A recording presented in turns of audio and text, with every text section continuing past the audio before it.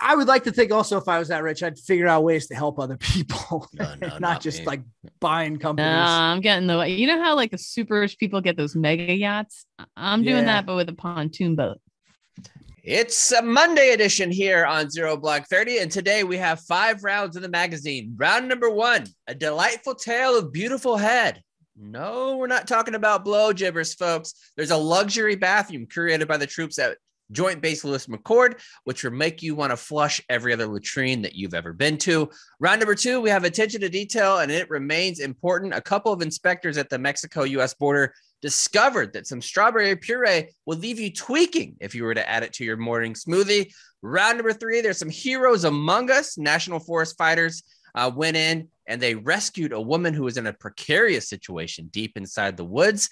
Round number 4, some virtual fisticuffs happened this weekend as a military spouse battle took place on Facebook, and it's even more intense rivalry than the Army-Navy games. And finally, round number 5, Elon Musk chat, because we work on the internet and we must have it, or else it would be dereliction of duty. And all of that's going to be brought to you by our good friends at Whistle Pig. If you haven't had the taste of that on your lips, down your gullet, and your throat, and all kinds of stuff, you need to make sure that you do, because it's fantastic. I believe it's the best rye in America. If you haven't tried it yet, you really need to. I think it is absolutely wonderful. It's been aged 6 years and has a high of 96.56 proof. Buddy, sign me up. It's the good stuff. You can drink it in a cocktail. You could drink it straight. You could drink it neat. You could drink it however you want to. Just make sure that you're drinking a little bit of Whistle Pig when you wind down your Fridays.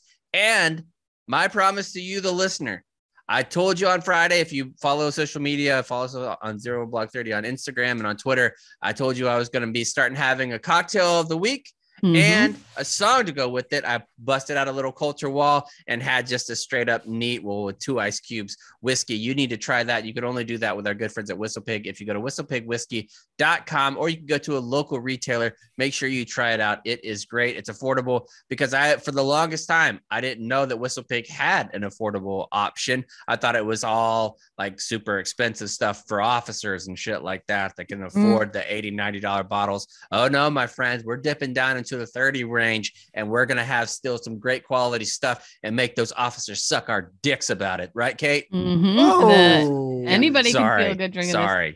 We had company over for the first time in forever on Friday. Since we've had the baby, we never have people over, and I was very pleased. I feel like that was one of the oldest people things that you've ever said, that we had company over.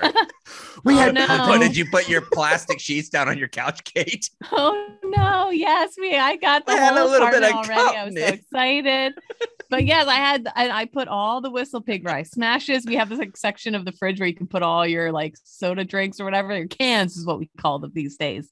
But I put all the cans where I smashed. I had the Whistle Pig out, and everybody was drinking it. It was a delight. See, I feel like you in that moment, whenever you're busting it out, it stinks, because I know PFT was one of the people that came over, and he also works at Barstool, so he knows that you get Whistle Pig and stuff like that comped. So, but if it's like somebody that doesn't work at Barstool, and when my buddies would come over here, a couple for Christmas, right after they send us a case of the whiskey, and I would hand out a bottle, they'd be like, "Dude, this is a really nice gift." I'm like, "Hey, I spare no expense for my friends." That's exactly what I do. Yeah. But it is a great gift. We were there's all sorts of other stuff. Oh, it's delicious. That's what we chose. Yeah, exactly. So, yeah. I'm just picturing your house though, when you're tidying up, running around your place on Friday, trying to get ready, and just screaming at Pat, Pat, the company's going to be here before you know it, and nothing's ready. Is Pat one of those dudes on TikToks? I'm sure you've seen it, where it'll be we're about to have company over to the house, and the dad will be out sweeping the roof or doing something that makes zero sense, that doesn't need to be taking place. Meanwhile, the mom is vacuuming and doing the dishes, things that people will actually notice. Is that how you and Pat are, where you're doing the actual cleaning, and then he's out on the back porch, rubbing off, making sure that it's dusted out there on the rail? Yes, I swear to God, he tried to hang up a giant solar shield out on the patio, and they were coming over in the evening. Perfect. And I was like, we don't need that right now. I need you to. But in your brain, in dude brain, I feel like it just goes in no, man, we got to do. I've caught myself because of that TikTok, it taught me how to be a better husband. Because we had company coming over, and we have like our outdoor cameras. And I was like, we don't have full coverage of the backyard. I got to go switch these around. And my wife comes outside and she's like, Matthew, what the fuck are you doing? People are going to be here in like 2 hours. Why are you adjusting the cameras right now? You could literally do that any other time. And I was on the ladder looking at the camera, and I thought, you know what? She is a smart woman. This does not need to be done right now. There's other things that I can do. And old chaps would have been like, well, what if they want to see what kind of coverage I got on my camera system here? They got to be ready. I got to have it. What if they heard capacity. my Simply Safe ad read and they want to see is it really 1080p? Is that really coming through? Yeah. And then I can't make a sale because they think it's not up to snuff. And the next thing you know, we're not getting Christmas gifts for the kids. So it's a slippery slope. To solve this problem, give your significant other some Whistle Pig. So she's feeling good. She's cruising off that 95.56. She doesn't even notice if you're fucking with the cameras or not. That's how it's got to get done. All right, let's make sure that we go on to round number 1. We're starting off with a little bit of head talk, which is pretty on brand for this show. Okay, what do we got here? Yes, head is in the bathroom this time around. And this is just such a delightful story from Davis Winky over at, I believe, Military Times. And those, I want to give a shout out to Military Times people. When I was in and you'd see the Military Times, if you're at like the Shopette or if you're at the PX or something like that, you would assume that they have a newsroom that's comparable to like big newspapers. There's like 3 or 4 reporters that work there, and they do everything. Like all these stories are like 3 or 4 different writers that do it. It's incredible the amount of work that they do. Shout out Davis. It's like, it actually might just be one person under many names, like Dave's original Barstool name, what was it? Something Slimmer Fish, Devilfish one of Dave. Dave's usernames. Devilfish Dave. Anyway, I just thought this story was really fun and really cute, and I could see this picking up as a trend. I bet there's other bathrooms like this across the military. So a group of warrant officers at Joint Base Lewis McChord in Washington State gained notoriety this past week after their hangar bathroom was shared by U.S. Army what the fuck moments. Wait, we need to have a pause right there, because if you're not a military person, if you've never been in the military, this might escape you. But that first couple sentences is incredibly important. Let's actually can we clap it out for warrant officers actually doing something? Unbelievable. That goes against everything that warrant officers usually do. They usually don't do shit. So them doing this and making the show, credit to the warrant officers, big time. And usually we don't know what they do because you never really see them. They're kind of like unicorns. Like I know our unit had a warrant up, but I never saw him. I don't know what he did, what the purpose was. I will say exists because you have to learn it, but you don't actually see them. And you guys know that I used to memorize just about everything I possibly could military related. The warrant officer rank structure and the way that it looks always threw me for a loop. Even from the beginning after boot camp, where you have to be able to identify it like that. Warrant officer is the toughest one. Like there's so little, the little lines. And everything. You talk about the actual rank insignia, because it'll be like 2 or 3 stripes, 1 stripe, 2 stripes, 3 stripes, 1 silver bar down the middle. Like, what the fuck does that even mean? That's why everybody just because it's called chief. Exactly. Well, this group of warrant officers is giving all warrant officers a good name. So they're out there at Joint Base Lewis McChord, and it's the 2158 Assault Helicopter Battalion. It's their latrine. Okay. And when you walk in there, it is like a mood lit Alaskan Lodge lounge. There's paintings on the wall, assorted hand soaps. I love a good hand soap. I feel like we need to get back in. By the way, speaking of hand soaps, we just got the super fancy little containers that make any dish soap or hand soap foam for our actual bathrooms here. Game changer. What is that? What do you mean? It makes it foam? It's just a regular container, but instead of having the liquid soap comes out, it turns liquid soap into foam soap. It's like a soda stream. Sort of. Yeah. And I used to not, I would say before this got here, if I'm ripping a piss, just piss only, I probably wash my hands 25% of the time. I'm up to like probably 75%. Okay. Don't look disgusted. That's just don't have to wash your hands if you pee every time. You don't. No. But doesn't that dangle around your butt area? What do you mean? Doesn't that all shift where your butt, say when I'm sitting down where my butthole's touching in my pants? Do you think a penis is like a turtle where the head goes inside its own little butthole shell? No, but I'm saying where your butthole touches your pants and your boxers shifts as you move. So at some point, there could be a point where your genitals are touching where your butthole was. No. And then you touch your genitals. Catherine, I don't think you fully appreciate really try to make if you want to make your dick touch your butthole, it's a real effort. Yeah. Okay. But also, you could park your dick in your butt crack garage if you wanted to. But that's what I'm saying. It doesn't happen when you it's intentional when it happens. No, it doesn't. I'm sorry. But also to Chaps' point, when you go to the bathroom, you're going in, you're touching something that's clean, your genitals, you're putting it back in the pants. And as long as no liquids get on your hands, there's no real reason to wash. Yeah, it's basically like touching my hand. If I touch this part, this meaty flesh here, I don't feel like I need to go wash my hands. You guys have all sorts of creases down there. You've got anyways, these warrant officers are washing their hands because they're classy. They have this bathroom, and you've seen, it looks like the layout is like a regular old shitty military bathroom, but they put in mood lighting, the Alaskan Lodge vibe, paintings on the wall, assorted hand soaps, air fresheners. There's a putt-putt green, a taupe black splash, and classic rock emanating from a CD clock radio. Personally, I think all bathrooms should have music playing at all times for those of us or white noise at the very least. For the love of God. Come on. When you're in a bathroom that doesn't have a fan and you've got to make some underwear burps happen in a quickness, just a terrible situation to be in. It's a nightmare. You're underwear burps will trying to find a way to get it out. Anyway, they should all be playing loud music. The Army Times tracked down and caught up with the 16th Combat Aviation Brigade Chief Warrant Officer 2, who masterminded this whole operation. So he was like the first one to start putting fancy things in this bathroom. The soldier is a former infantry NCO who once worked for an international luxury hotel chain. He says, I used to regularly use a granite countertop bathroom with an individual stall that had linen towels and running water. You know, all those types of things that you take for granted working in a place like that. And then I went and joined the infantry. So he was working in like a 5-star hotel, like a 4, and then next thing you know was in infantry. Now a warrant officer and a Black Hawk pilot. What a go-getter. My goodness.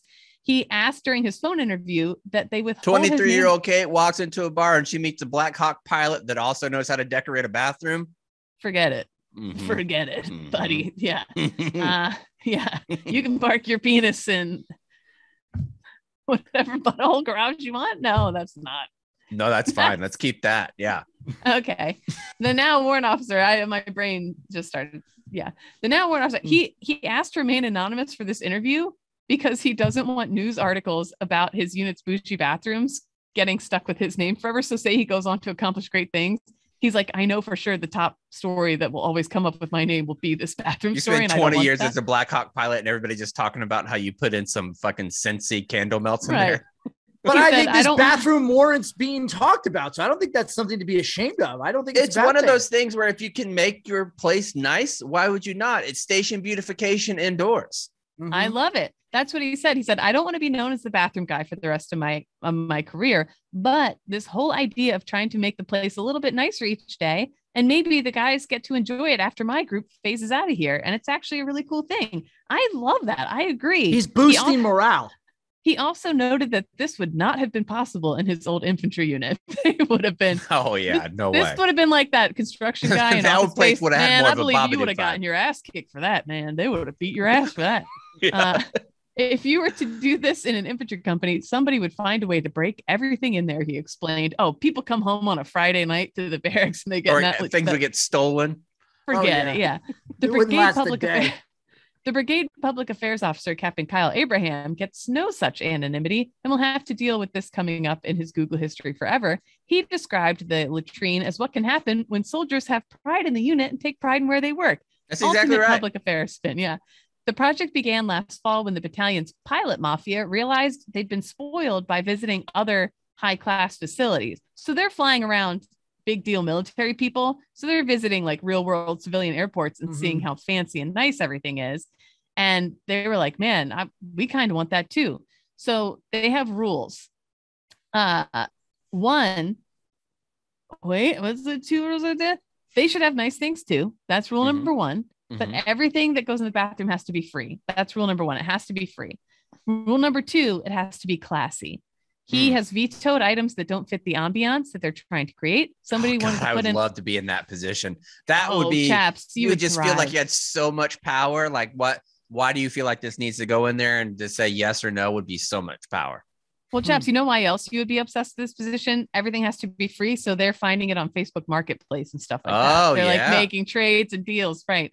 And the theme is Alaskan Hunting Lodge. So that's what they're looking for on Facebook Marketplace. I know you get a Homesteader magazine, so of course you would. But he has vetoed. It's called Backwards. You should get it. Somebody tried to put a wicker chair in there, and he said that's absolutely a no-go. It looked like cheap patio furniture. We weren't going to have it in there. There's a painting of a wolf. The lighting is so low and so perfect, and it's the kind of lighting. It's that Abercrombie lighting that makes everybody look good because it's so dark that you're like, wow, I'm a dark bar 10 in here. My God, normally I'm a 3. The enemy of the project, of course, the brigade's former command sergeant major, according to the warrant officer. And chaps, see, I feel like would this have been you back in the day? Would you? I don't know. I feel like I would have, because there's one kid that I remember when I would have to do barracks inspections, because every Friday, like the company gunny for Marines, you go through and you do like an inspection. The company gunny or the first sergeant would go through, and typically like Lugo didn't want to, so he would send me to go do it.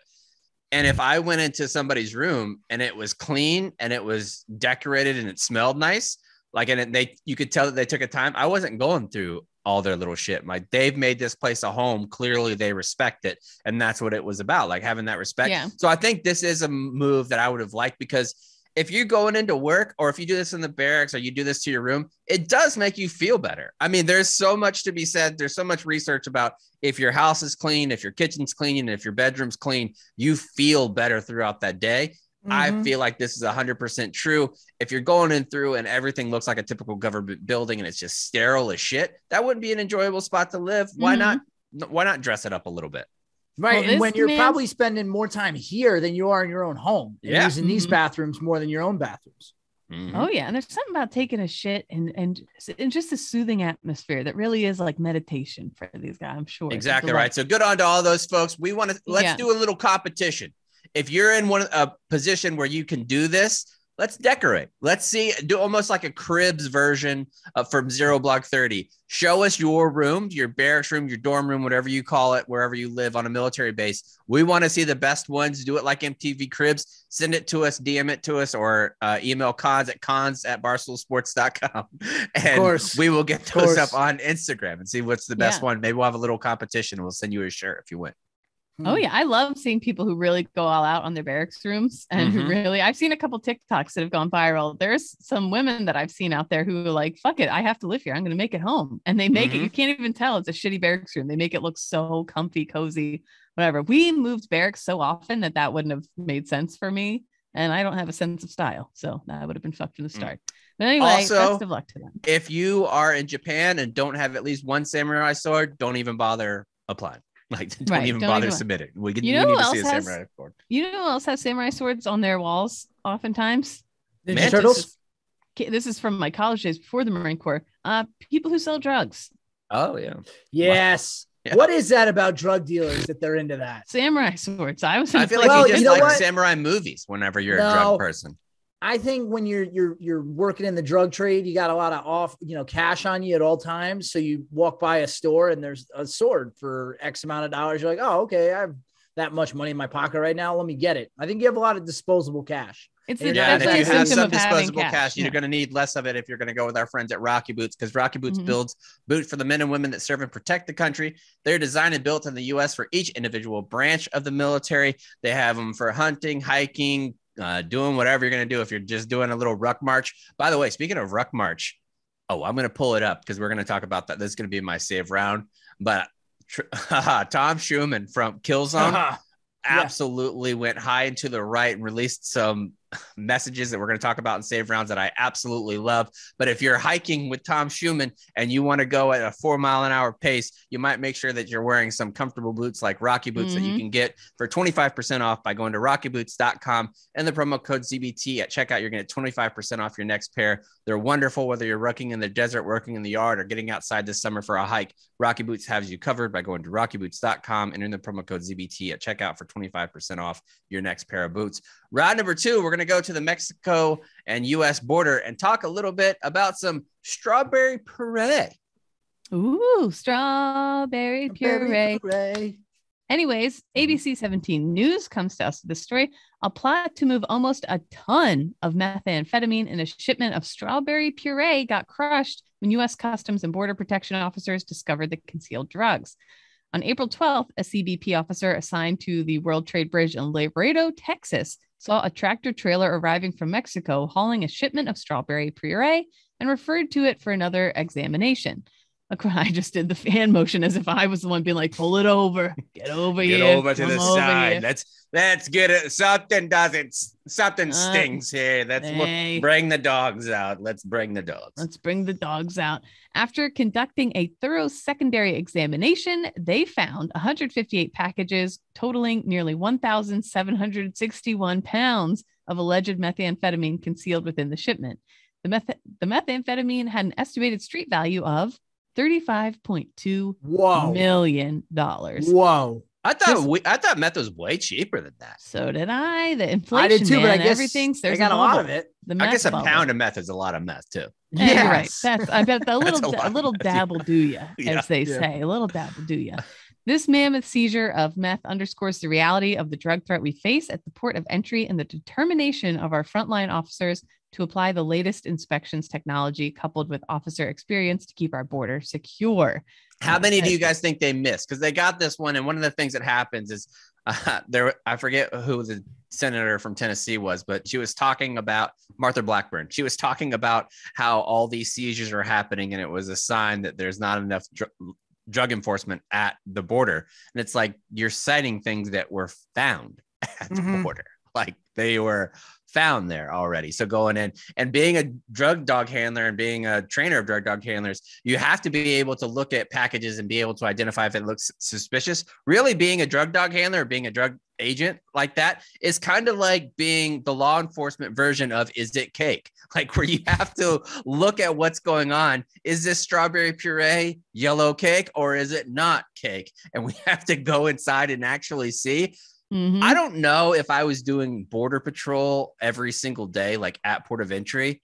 I don't think I would be paying attention all the time. I think I would have like an AirPod in and I'd be listening to audiobooks and shit. You're right. It becomes such a mundane task, I think, because how often do you even see stuff that's illegal? Because I would say majority of your days, your entire career, people probably go their entire career and see very few things that try to come across the border that are illegal relative to how many things they've seen.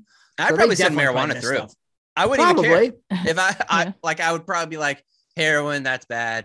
Fentanyl, that's obviously bad. Meth, not coming through. Cocaine, I would really have to think about it, like depending on where it's headed, like where you headed. And it's like, oh, I'm going to Miami. I'm like, all right, come on through. You're fine. But like, where you going? Nebraska? No, that's not going to work for Nebraska. Send that to Miami and we're fine.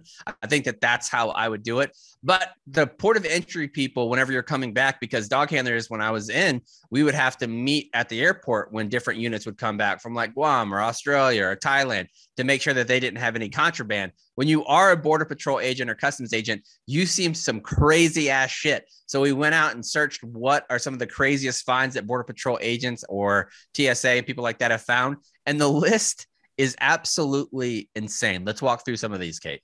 Yes, definitely. And while you were talking, I looked up real quick. They bring in the powder and then they finish making it in the United States. So it wasn't even like fully completed yet. I didn't realize that like a lot of the meth labs here are taking the product that Mexico sends and blah, blah, blah. But basically live eels is a big one. And people don't realize, one of my aunts once was like, yeah, way back in like the 70s or 80s, like we were big into we invested in eels. It was like highly lucrative. I was like, what? I'm telling you, eels is big fucking money, dude. I'm not kidding. Eels? Eels, man. Yes, I'm telling you. Checks out. They tried to get the whole family to invest in eels. They said it was like the next big thing. Anyway, whatever. And it wasn't. Miami International Airport, they're doing great. No matter where you're flying into or out of, transporting live animals without declaring them is a big no-go. This passenger ignored the rule and tried to hide 22 eels in a plastic bag in their luggage. The same passenger also tried to get 150 tropical fish in. Whoa. I just did an eel search about... Dude, I'm telling you. The price per pound of eel. Yes. Like, Cons, when's the last time you ordered market price tuna? Fairly recently. I mean, it's market price tuna like $35, $40 for a pound of tuna. Yeah.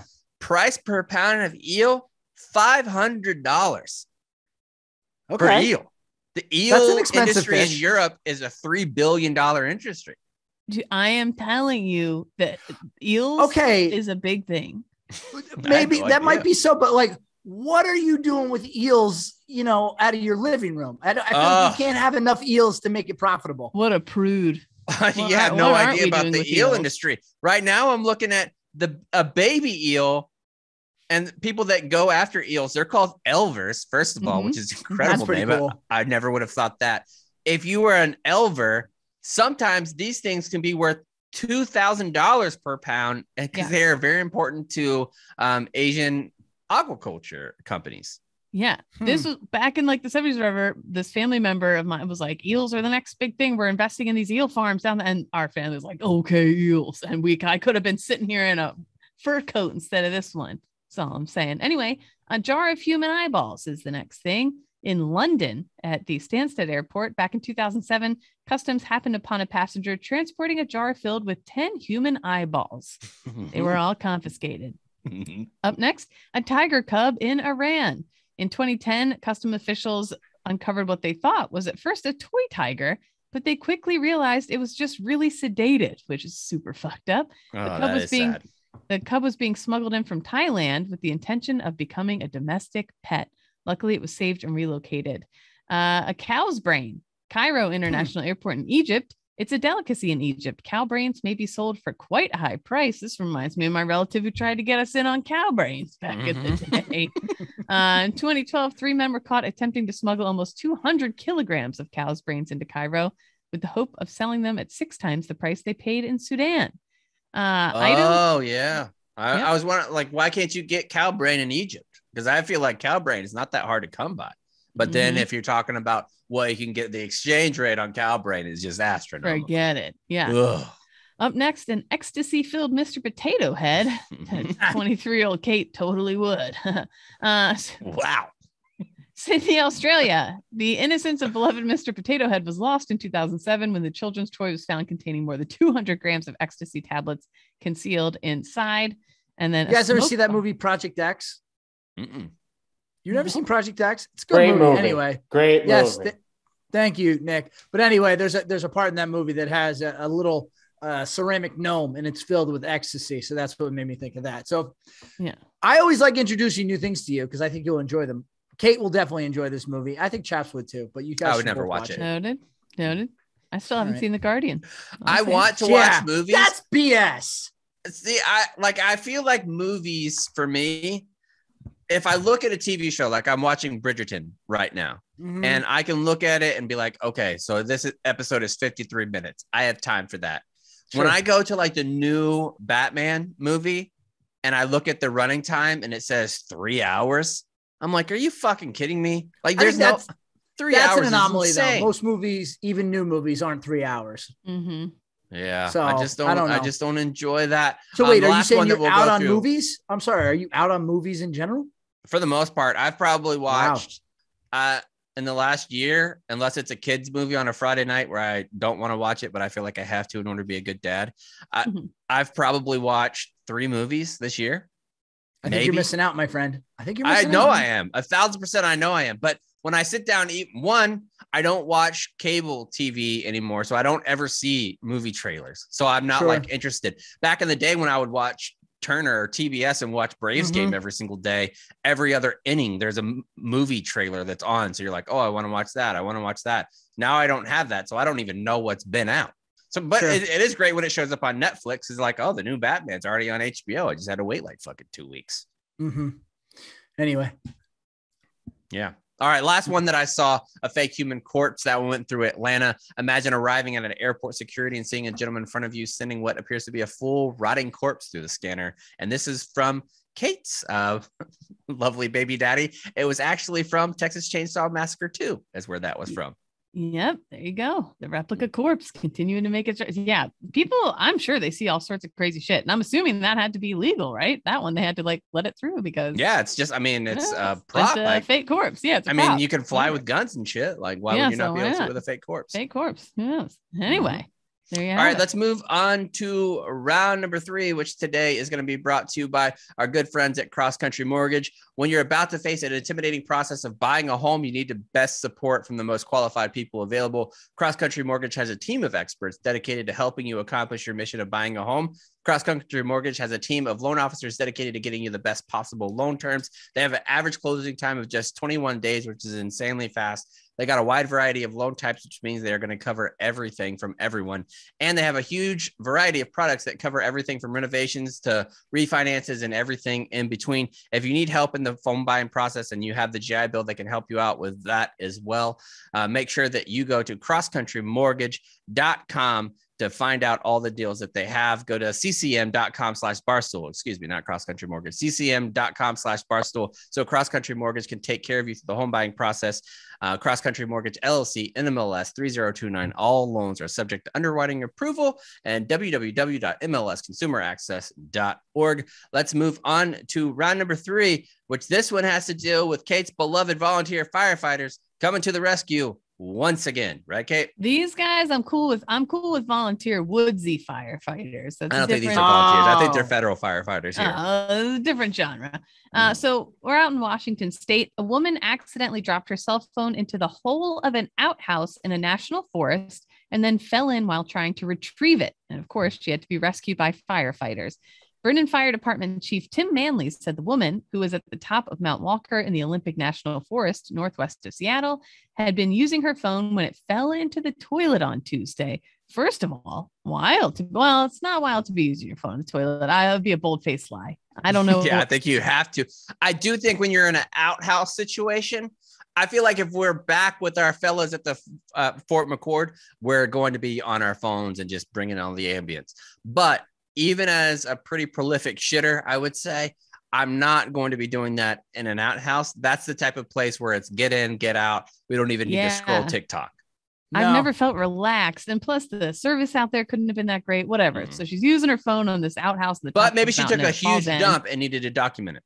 She said send to her friends. Yeah, Manley said that she disassembled the toilet seat and then used dog leashes to try and get the phone. Fuck the dogs, right? Oh, the dogs don't care if there's shit all over this dog leash.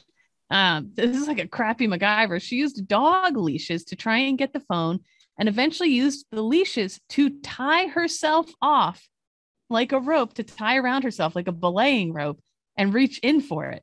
That effort. Let's figure out where this woman is at in this stage of her life, because there's only really, I think, a 2-year period where this is acceptable. And it's a period that Kate is currently in right now.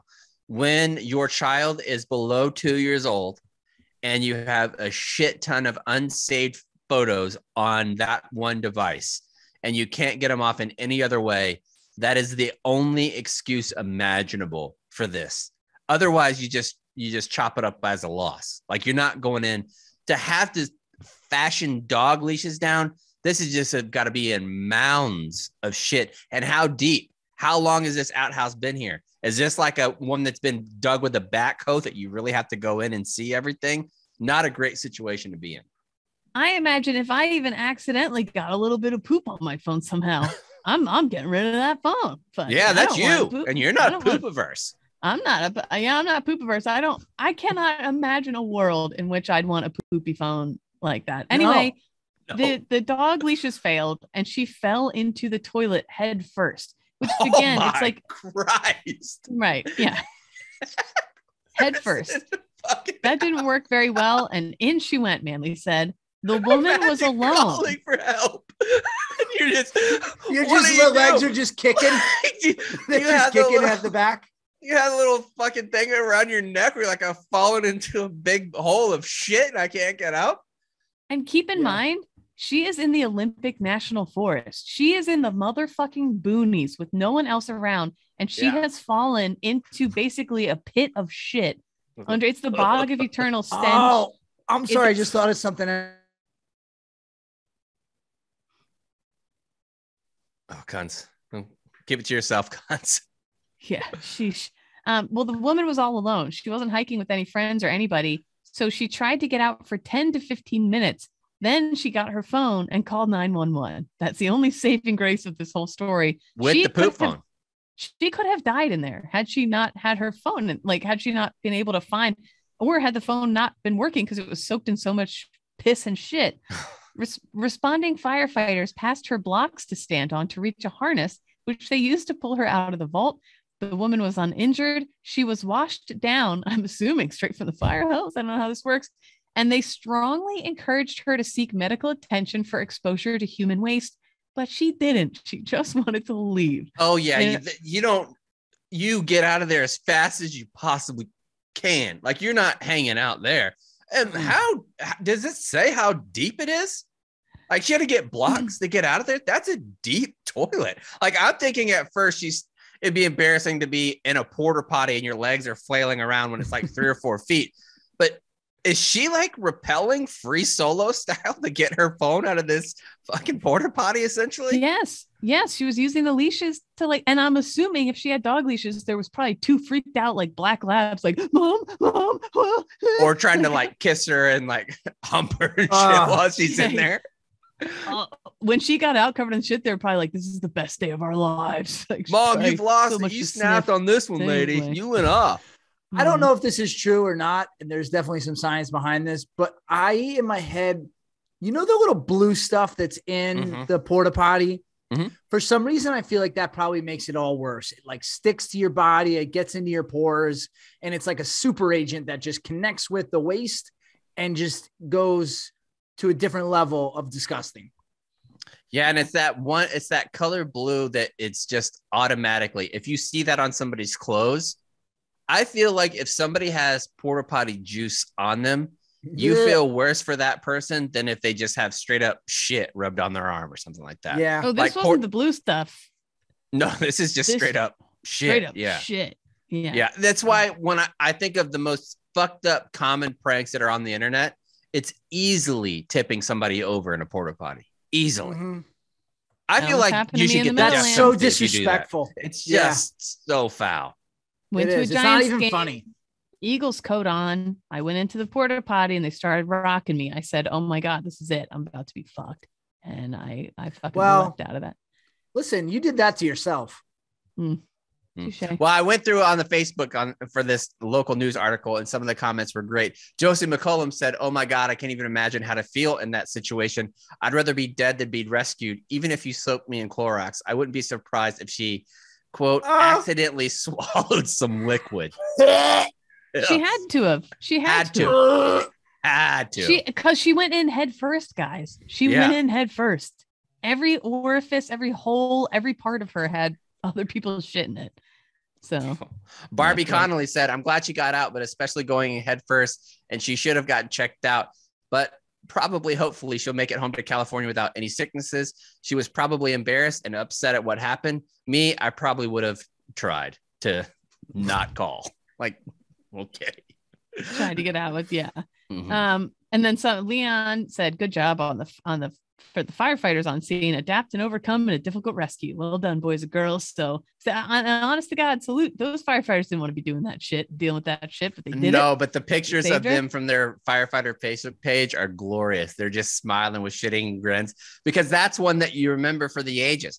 I feel like there's a lot of jobs that you do for the story, like Marine Corps is one, Army's one, like military in general is definitely one, firefighter, cop, paramedic, any of those jobs where you're a first responder, you're doing something inherently dangerous. One of the greatest benefits in doing that is the stories that you tell. When you're back at the bar and you're like, dude, you're not going to believe what happened this fucking week. This bitch went head first into an outhouse by herself and got stuck, used 2 damn leashes to Rapunzel herself down while she was getting humped in her butt cheeks by her black labs. Like, that's a fantastic story to have in your back pocket for the rest of your life. Oh, absolutely. It just is. All right, let's move on to round number 4. We're going to talk a little bit about some drama that happened on Facebook, this time with some dependas. Yeah. And I follow a bunch of military Facebook groups just to kind of keep my finger on the pulse of what's happening with the kids these days. And this particular screenshots from this particular story were making the rounds. So this was the initial post, and it's all been, names and numbers and everything have been blacked out. But this woman writes, and she's a Marine wife. She writes, "Can someone please explain to me what the fuck just happened? Is this a joke? She was supposed to text me when she was on the way. And what the fuck is hua? Seriously, don't know that part." And what she's referring to is she was selling a bunch of baby supplies to another woman who was having a baby. And then everything went south. And this is what happened. So this is the text message that the Marine wife received from an Army wife. And again, this is not people that know each other. This is just random casual passersby on the Facebook marketplace world. Yeah. "Hey girl, so we realized your husband isn't Army, so we can't purchase the baby items. No offense, it's just disrespectful to my husband. We don't mix branches." What? Never heard that one. So the Marine wife replies, "Okay, I'm not sure how to respond to that. We don't mix branches. We're dependents, not military. It's my posting, like the baby items. And what does their jobs have to do with baby items? Not to be rude, but that's ridiculously childish and sounds like entitlement. But thank you for letting me know. Have a good night. I think the Marine wife, maybe I'm a little biased here, handled that very well." The Army wife, I'll read her part. Yeah. "The Army just has standards. And as an Army wife, I have to withhold that expectation. This is an Army base, Marine. You guys are on our turf, sweetie." Oh my God. The sweetie. The sweetie just made me want to puke. Yeah. And then the Marine wife replies, "I'm not replying what I'm thinking because ... just wow. Again, have a good night. Goodbye." And what's the closing line there, chaps? Sorry, guys. No. She says, and then the Army wife replies, "No, yeah. We will, comma. Hua. Yeah. And so then the Marine wife, she had posted this info to be like, "Hey, everybody on whatever base, look out for this person because she's like a super weirdo who only deals with other Army wives." So she wrote, "Sorry, guys, I'm back. Sleep is even needed with Marine wives while having newborns. The woman was just supposed to pick up a huge nursing lot for breastfeeding. I privately messaged an admin, her name. She clearly blocked me after this post. I don't want to attack Army wives or be attacked by them if I reveal her name publicly. So that's admin discretion." So basically she's in the group being like, "I'm just putting this out there so no other Marine wives on this Army base have to deal with her, whatever." But and you're probably getting that stuff is expensive. Like all the different, she's probably giving her a great deal. Like all that stuff is crazy expensive. Honestly, I am legitimately surprised that the branches aren't reversed here. Like, I feel like this post would make a lot more, because if there's one thing that Marines are ate up about, it's about being Marines. And you typically don't see that as much from the other branches of service. Army, I think, is definitely number 2 behind us, but Marines are just ate up about being Marines. So I could see a Marine wife or a Marine husband doing this much more so than the Army wife, and the Marine wife being the mature one about it. Well done. Just well done. So weird. Just the Army wife titties are not going to touch something that touched Marine wife titties, even if it's to feed a baby. So, I think it's very spouses weird. In the military in general are so important, and they're integral to a unit functioning well. Because if you have a lot of problems going on with your unit spouses at home, that can really impact the unit. But I do think there's a fine line between supporting your spouse and assuming their identity as your own, and that becoming like who you are. Clearly, what this woman, she believes that she's in the Army, and again, there's such a fine line to say like, wait, they're not in the Army. I don't know. Oh, but this is PFC behavior. Like this happens for people that have been in, no matter what branch of service the person was in. This happens in the first 2.5 years, and you get married. This was a woman, and they've been together since high school. Yes. And this was her first time being away from her little hometown, and probably 19 and a half. This is it's her entire identity, and it's everything. And again, we know this is not the norm but my goodness, I have another example really quickly for you. So this is, I think, sometimes prevalent too at the military academies with mothers who will take on their child's identity as a student at one of these schools, so much so that when we get our class rings, you can get, replicas or whatever for your parents. And I knew the answer was going to be no, but I asked my mom anyway. I was like, do you want like a replica of my ring? She goes, no, like I didn't go to school there. Like, I'm really proud of you and you'll get yours and that's great, but I would never want that. So I don't know. This is just similar vibes where these people have, I don't know. I don't want to say they have nothing else going for them, but it seems like they got nothing else going for them. Yeah. Yeah. Does that mean? No, I don't think so.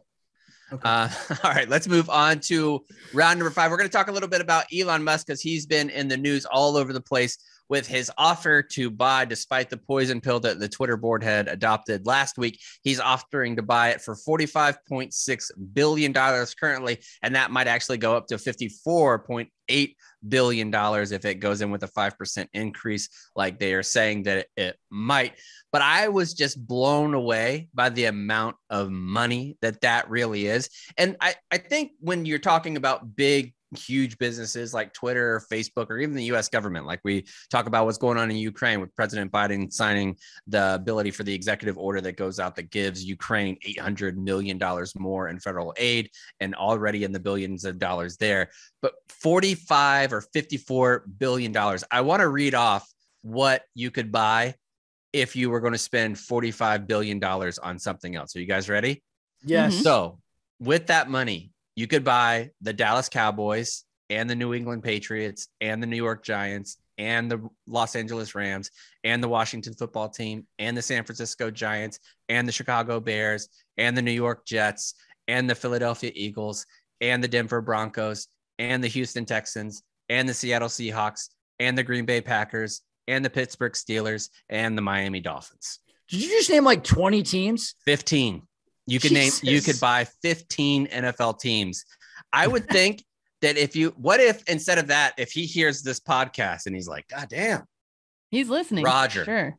I'll buy, because what he's paying for is higher than the net worth of like 25 of the owners in the NFL, like their net worth combined, like 25 of the owners combined. That is unbelievable amount of money to put into something.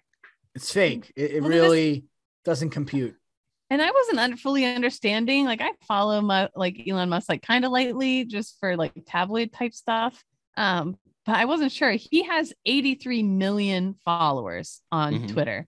And he purchased 2.9 billion stake in the company. So he was the largest shareholder anyway. So they offer him a seat on the board. He unexpectedly refuses, but then he's like, no, I'm going to buy the whole fucking thing. So do you know why? Like, is it because he feels like he's been censored on there and that's why he wants to buy it? Like, what's this deal? I think it all started with he thought that he was shadow banned or was trying to prove that he was shadow banned because he wasn't growing like fast as he had been. And like his tweets weren't getting as retweeted as much. So it kind of like, and that does happen. Like the shadow ban definitely happened. We looked at it, 0 Block 30. That's happened before to us. Like we posted a video. We have like 240 something thousand followers on Instagram. I posted a video once where it was like just one of the reels or whatever, was out for 30 minutes and there was 4 views on it, which is absolutely not possible in the slightest to have that many followers. Only 4 people just even scroll by it. So the shadow banning thing does happen, but I feel like this is one of those instances where people are going high into the right, kind of like when you're in a military unit and you get a new sergeant major, you get a new battalion commander, a new XO who has this reputation of being a crazy hard ass and coming in and changing everything.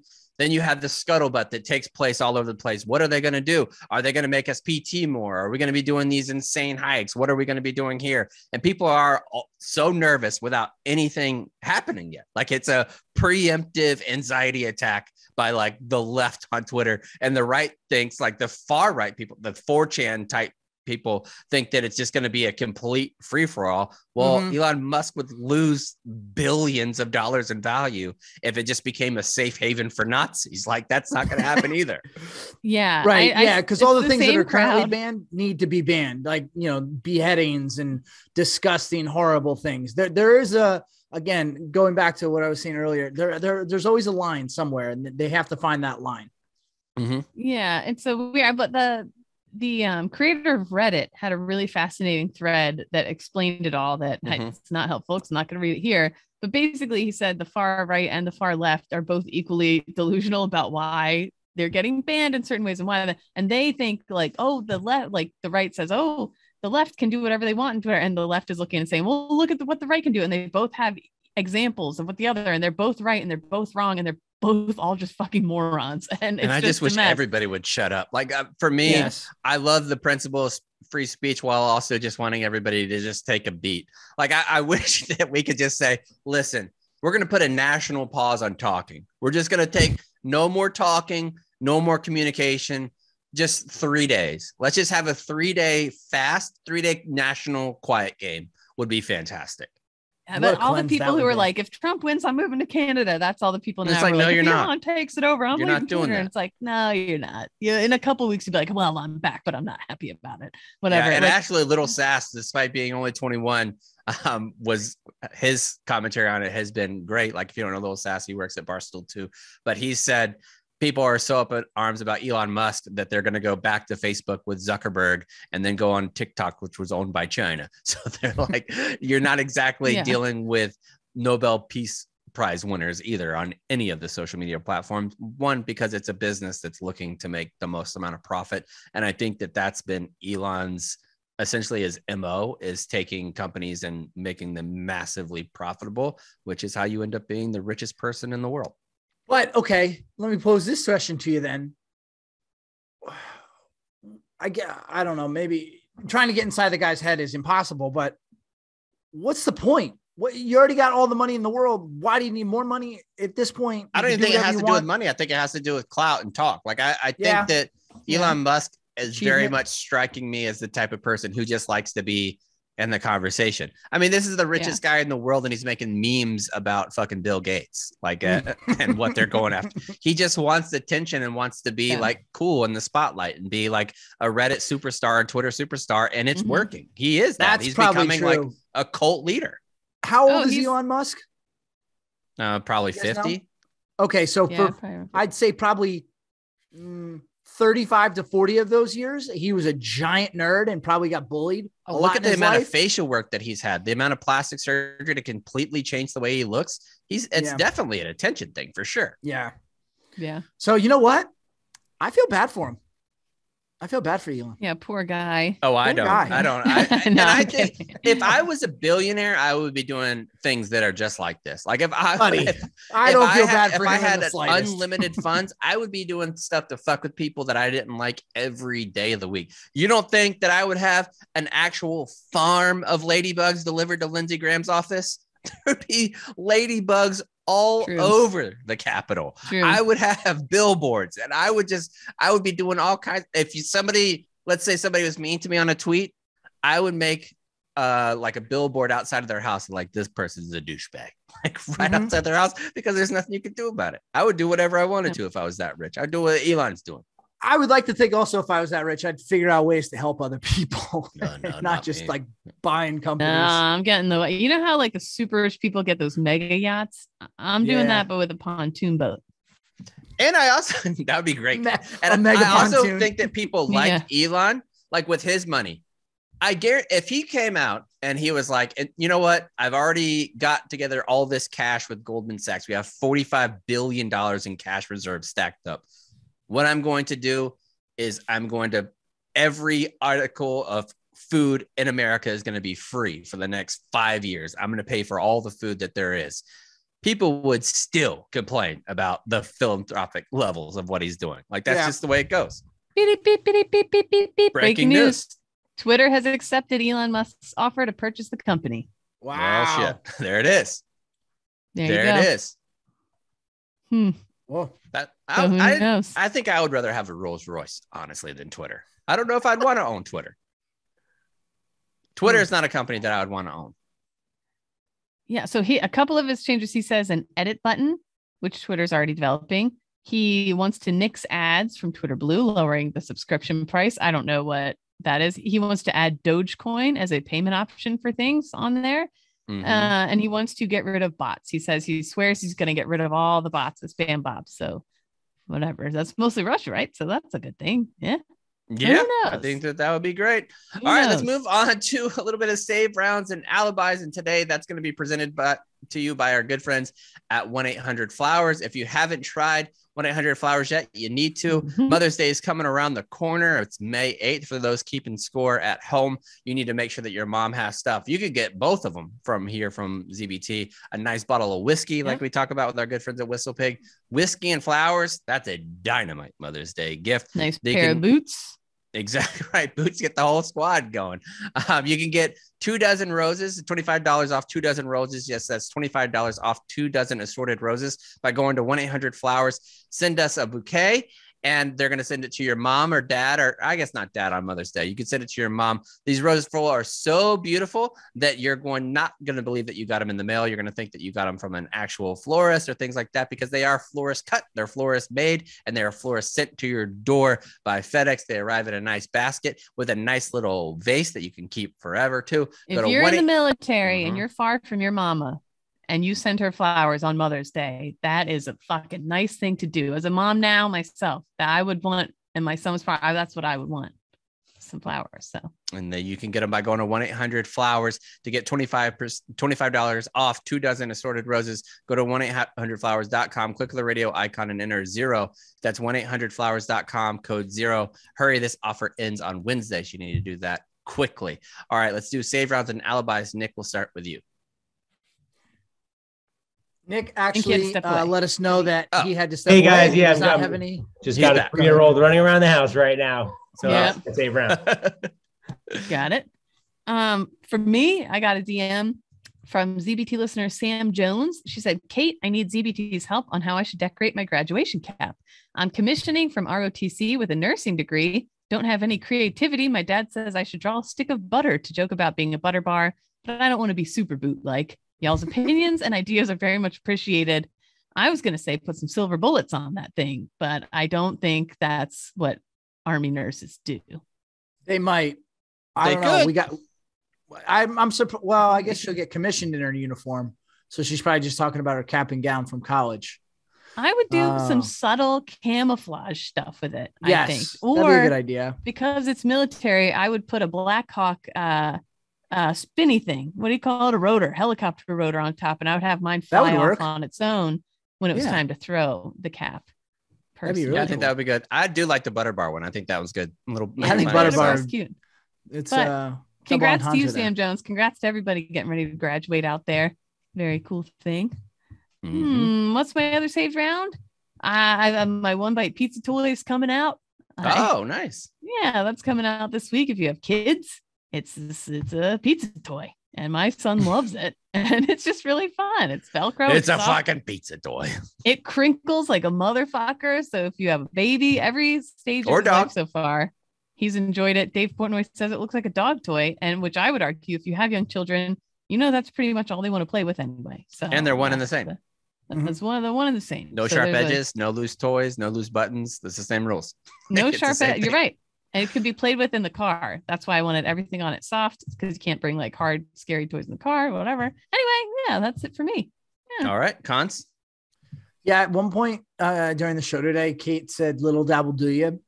My art teacher in grammar school used to say that all the time. And the whole time growing up, I just thought there was 2 words, little, and then dabble do you was a whole word. And it didn't occur to me. I think I was in the shower at like age 25. I was like, wait a second. She was saying a little dab will do you, as in a little dab will do you just fine. I just didn't know that until I was an adult. So that was fun to learn that. Yeah. And, excuse me. And then talking about having money and basically being able to do whatever you could in this world. In the same vein, I just saw that New Jersey is taken to renaming rest stops after people, and just renamed one of the rest stops on the Parkway for Frank Sinatra. And tell me if you guys agree. That just seems like, I don't know. It's kind of like a crappy thing to have named in your honor, like a rest stop. Like, hey, here's some gas and some fountain soda. If I'm a trucker, I'll feel much fancier getting a blowy at the Frank Sinatra stop. Yes. So lot lizards, only the highest order will be that one. Okay. Send in the lot lizards instead of sending in the clowns. Yeah. All right. Maybe I'm wrong. Well, that's why I bring it to you two. Thank you. That's that all I it? got. Yeah, that's all I got. All right, hold on. McCartney is doing CIA stuff and NSA stuff. Alexa, stop. We have this like look-in thing so they don't have to come down here. Alexa, cancel. So they don't have to come in here. And so now they use it all the time. And they're like, Dad, what are you doing? I'm like, I'm fucking working, you weirdo. Stop calling in the middle, like whenever I'm doing stuff. So Killzone, Thomas Schumann, Major, put out this Instagram this week that was a look behind the curtain of what actually goes on. And what I'm going to go through is easily one of the more remarkable conversations that I've seen a company level officer and their first sergeant have. And this is an incredibly rare look inside. And to give you a little bit of the background before we get into it, from what I understand of the story, there was a PFC or Lance Corporal who was at PT that was being led by Major Schumann, and they were doing squats and the PFC wasn't meeting the physical standard. So in order to do some remedial training, a sergeant brought him aside and had him do squats with a medicine ball that weighed like 20 to 30 pounds in order to get the same repetition that everybody else does, so that Marine is building towards the standard. That was going on. The first sergeant, because it was physical training that was conducted by a sergeant without express written consent by the officer in charge, they viewed it as hazing instead of training, which they should have viewed it as. The first sergeant construed it as hazing. And this is a letter from the first sergeant to the captain. Here it is. Sir, I've given a lot of thought about our conversation about SOPs and your comment that commanders do not have to follow them. I would recommend that you re-examine that statement. You stated that SOPs are not orders. That is not accurate. SOPs are orders in the same way that policy letters are orders. There are several SOPs that all Marines and units that they've written for and have to follow. Number one, recruit training SOP states that what Marines within the training regiment can and cannot do. If any Marine or officer or enlisted break the SOP on either depot, they're subject to NJP and should not be voided. Number two, MCT and SOI training SOP states that training cadre can and cannot do. If any Marine officer enlisted breaks those SOPs, they are subject to NJP. Tactical SOP, which we have specific gear on our kits, name, state, certain colors, and locations. Number four, 1st Marine Division hike SOPs tells Marines within the division how they will conduct hikes and the interval at which distances will be added and at what speed. So this specific incident where the first sergeant and the captain weren't getting along was more about the hike that they were going to take, because Major Schumann likes to hike at 4 miles an hour instead of 3 miles an hour, which is the normal speed. So this is the part that I love. And I actually called our old producer Kyle whenever this happened, because I was so fucking motivated by it. And I texted our Booger Platoon chat, which is all of us talking, and was going through some of the details here. I would have killed to work for an officer who said something like this. Here we go. Get ready to buckle up. I've never, ever heard a captain talk to a Marine first sergeant like this, and it motivates the fuck out of me. First sergeant, thank you for your thoughts. I actually feel like I should do this in a Colonel Jessup type tone because it's just that good. First sergeant, thanks for your thoughts. I have re-examined my statement. My position remains the same. 4, what an SOP is not. An SOP is not restrictive. An SOP does not replace tactical judgment, leadership, or common sense. All leaders are expected to make reasonable decisions, even if those decisions contradict the SOP. An SOP is never an excuse for failing to act. D, an SOP is not a checklist. An SOP is not a doctrine. An SOP does not tell subordinate commanders how to act or suggest best techniques that are defined by HHQ. Action. Commanders and staff officers will ensure that combat operations are conducted in accordance with the guidelines and provisions set forth in this order. However, this SOP is not intended to be restrictive in nature. Leaders are expected to use sound judgment in keeping with the mission and the commander's intent in order to achieve a success. This is the best part. This part is incredible. I want them to put this on my tombstone. The CO is aware of the rate at which I hike. You'll either hike faster or continue to be left behind and continue to receive negative counselings for failing to set the standards. I recommend spending less time finding excuses to justify for weakness and more time remediating your deficiency, Captain Schumann. Woo! I mean, if I was that staff NCO and I had my officer in charge, who is the beginning officer that does my fitness reports, and he told me that I had to pick it up and remedy my weakness, I think I would tender my resignation and retirement right then and there. Because as a staff NCO, you have always you have to be told to be brought back a little bit. Like you always want your officer to be like, hey, I appreciate you going after it and being so motivated and gung-ho and getting the people where they need to be, but we need to back it off just a touch, just a hair. I'm not asking you to do anything crazy, just a hair. That's what you want. Never, ever. I would feel so unbelievably insulted if one of the officers that I work for ever said, come on, dude, we need to push. You need to get better and stronger and more fit. I don't know I don't know how you recover in that instance. It is remarkable leadership to do that and to say it to his face in a written. You'll continue to receive negative counselings. One, I can't think of more than 3 or 4 negative counselings that I know for first sergeants.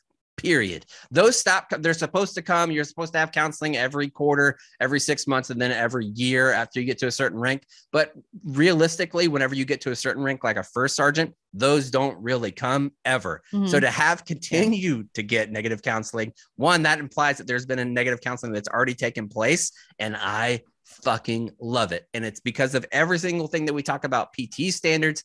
The standard is the fucking standard. Who sets that? The person with the most rank in the unit sets the standard. And if you can't meet it, catch the fuck up. Tom Schumann, I fucking love you. Sound the retreat.